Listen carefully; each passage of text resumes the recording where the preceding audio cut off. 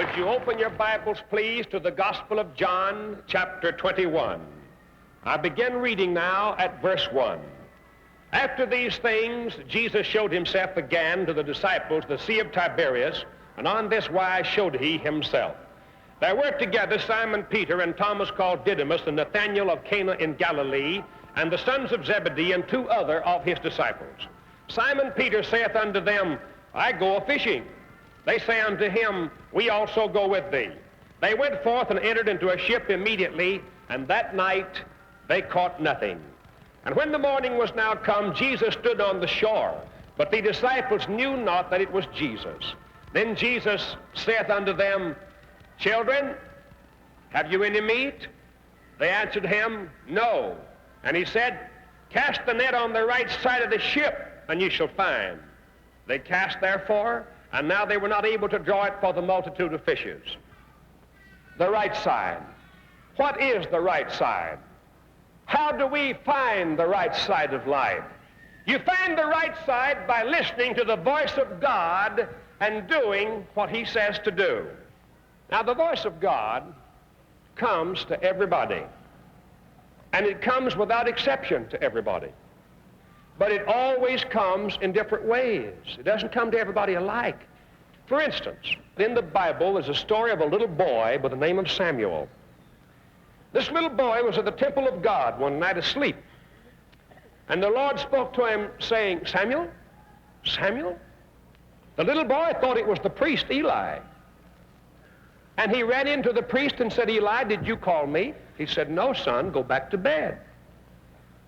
In a few minutes, the Lord said, Samuel, Samuel.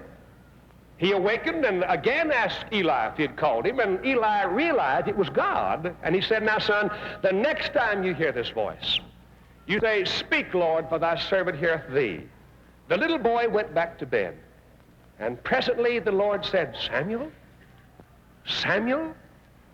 He opened his eyes and said, Speak, Lord, for thy servant heareth thee. And the Lord did speak. And this little boy grew up to be the mighty prophet Samuel, who anointed David to be king over Israel. Now, that's the right side. The right side is when God speaks and you do what he says to do. It is not some geographical position. It is the attitude of the heart responding to the voice of God and the obedience of your life doing what God says for you to do. That's the right side. When Christ told them to cast the net over on the right side, and they caught 153 great fishes, and they came to shore, they found that the Lord had cooked a breakfast for them, and he said, Come and dine. And he's been saying that to people ever since, come and dine. When they had finished eating, he turned to Simon Peter and asked him a question 3 different times. He said to Simon, Lovest thou me more than these? Now, Simon, in the past, had made the boast that he loved Jesus Christ more than anybody loved him, and he said, Lord, if everybody forsakes you, I never will.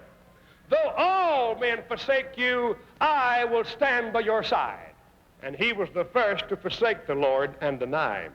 And now then, after the horrible experience at the trial when he denied the Lord, when he followed so far off the power of Christ could not make him into the man he ought to be, when he plummeted to the very depths of despair and humiliation, and now then standing out here where Christ had just performed this mighty miracle, Jesus says, Now, Peter, do you love me more than these? And Simon said, Yea, Lord, thou knowest that I love thee.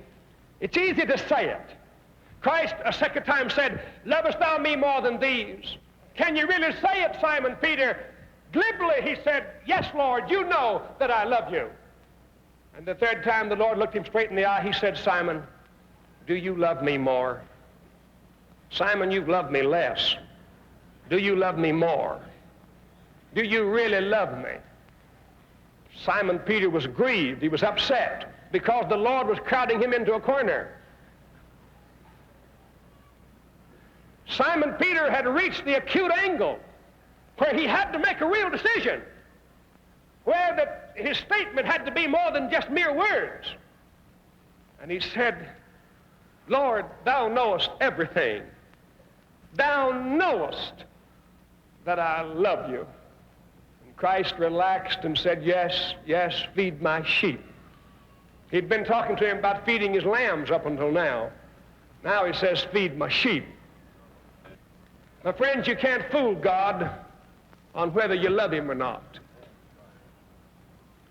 And there comes a time in each of our lives when we have to reach the acute angle in our relationship to Jesus Christ.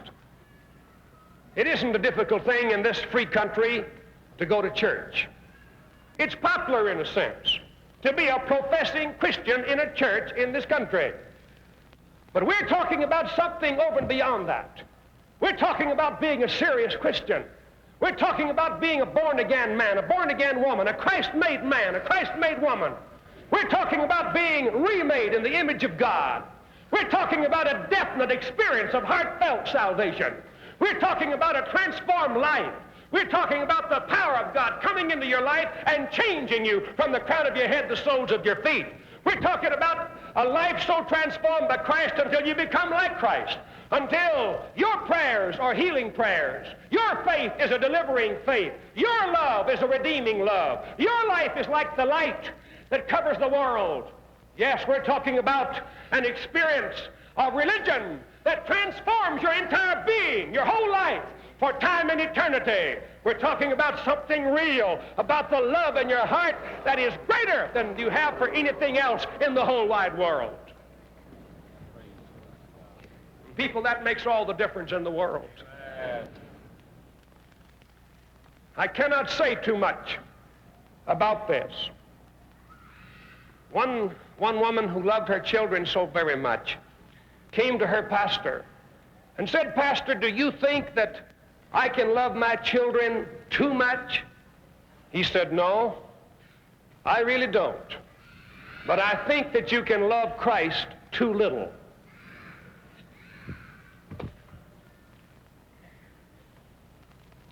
And we say, do you suppose I love my wife too much or my husband too much? Do I love this too much? The question you should ask yourself, do I love God more than I love anything else in the whole world? Do I love him more?